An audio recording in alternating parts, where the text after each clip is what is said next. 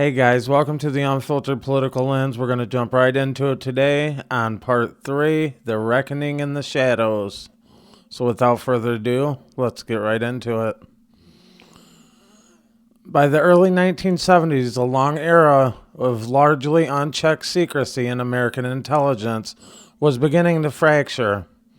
The Cold War had pushed the CIA and other agencies into an expanding global role, but the consequences of decades of covert operations were now surfacing at home. A growing wave of investigative journalism, whistleblower disclosures, and internal leaks began to expose activities that had long been hidden from the public's view. What had once been justified as necessary, secrecy in the struggle against communism was increasingly being questioned as a potential threat to democratic accountability. The turning point came in the aftermath of the Watergate scandal, which revealed not only political abuses within the executive branch, but also a broader pattern of covert activity and surveillance that extended far beyond what the public had been told. As trust in our government eroded, Congress began to assert itself in ways it had not done before, seeking to understand the full scope of intelligence operations conducted in the name of national security. In 1975, the United States Senate had established a select committee to study governmental operations with respect to intelligence activities, chaired by Senator Frank Church. Known simply as the Church Committee, it became the most comprehensive congressional investigation into American intelligence agencies in history.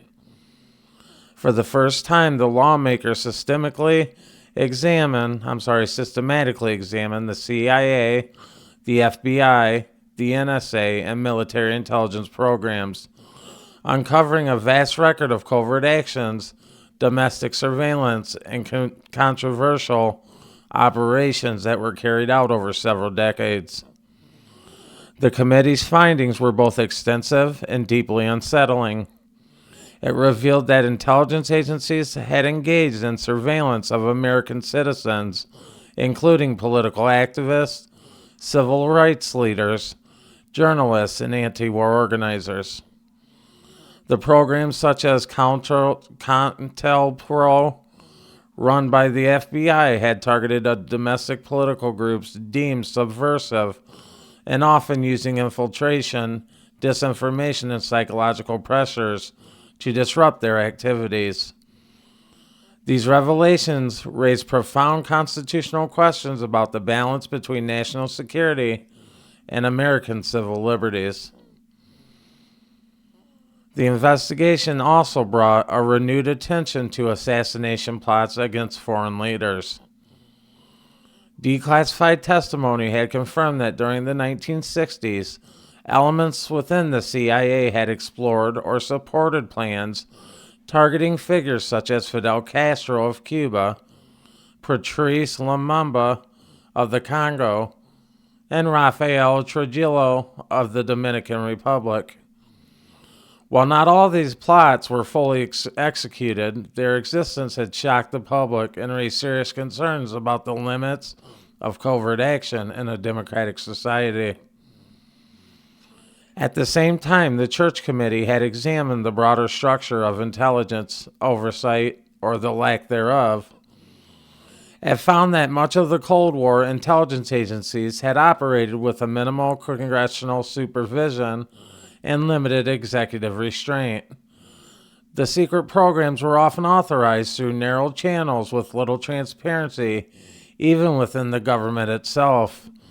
And this concentration of power in the intelligence community had allowed operations to expand far beyond their original mandates. Also, the public's reaction to the committee's findings was immediate and intense. For many Americans, the revelations had confirmed long-standing suspicions that the government's secrecy had gone too far. For others, they raised difficult questions about whether exposing the intelligence methods might weaken our national security during a still active Cold War.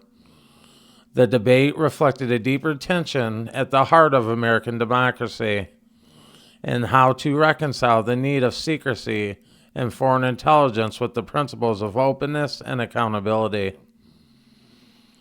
In response to the growing crisis of confidence, Congress and the executive branch had begun implementing a series of reforms that were designed to place intelligence activities under greater control. And the Foreign Intelligence Surveillance Act, the FISA, of 1978 had created a special court system that would oversee the requests of the electronic surveillance in national security cases, introducing judicial review into an area that had previously operated largely in secret.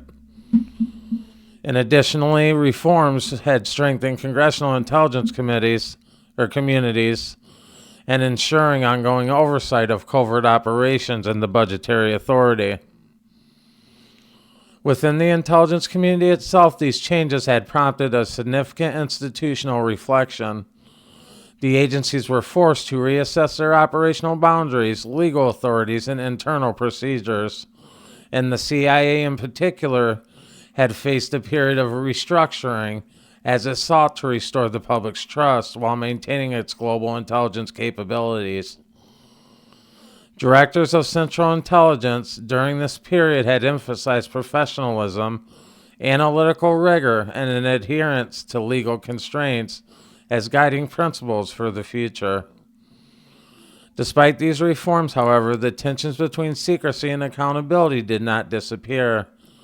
Our intelligence work, by its nature, still required a degree of confidentiality that sat uneasily alongside democratic transparency.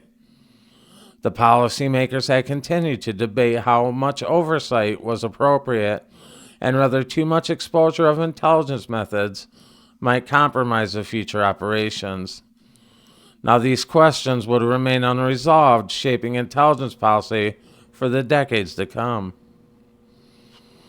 By the end of the 1970s, the United States intelligence community had also entered a new era.